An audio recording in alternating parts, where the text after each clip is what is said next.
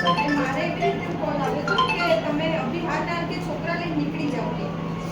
નહીં તો કે તમને સાંજ સુધીમાં અમે સ્ટેશન પર લઈ જઈશું અને ગમે તે ધાક ધમકી બી આપી શકે તો હું આ છોકરા લઈને મારે કઈ રીતે નીકળું અને મને ઉપરથી એવું કહ્યું કે તમે કોઈ એટલા પૈસા આપો પણ તમે આ ટિકિટ પાછી ખેંચી લો કારણ કે સામેની સાઈડ અમારા કાચના ઝૂંપા છે એના હિસાબે એની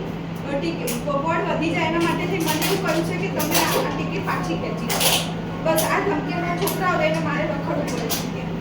આજ સવારની વાત છે 10 વાગે મારો ઓટો કન્સલ્ટનો બિઝનેસ છે મારે ફરવાનું કામ હોય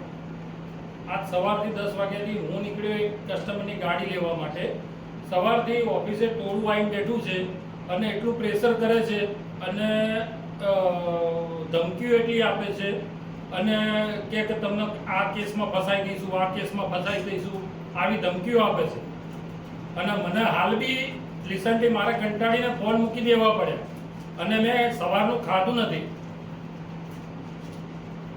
એટલે આવી હેરાનગતિ છે મારા ઘરે જઈને બી મારા મધરના ત્યાં જઈને એ પ્રેશર કરે છે કે ભાઈ પ્રદીપભાઈ તમે ટિકિટ પાછી લઈ લો કે જોધપુર બોર્ડમાં ઓરડાના છોકરાઓ અંદર મેં પોતે આંગણવાડીમાંથી દારૂની પોટલીઓ પકડી છે ત્યાંના છોકરાઓ બહાર ગ્રુપિઝમ કરીને દારૂ પીને બેસે છે રાત્રે અડધી રાત્રે છોકરીઓ નીકળે એટલે પથરાવ કરે સેફટી એક કે જગ્યા નથી ભાજપ સરકાર કાયમ કહે છે સેફટી છે તો ક્યાં છે સેફટી પોતે મારી દીકરી છે હું પોતે નીકળતા મને બીક લાગે છે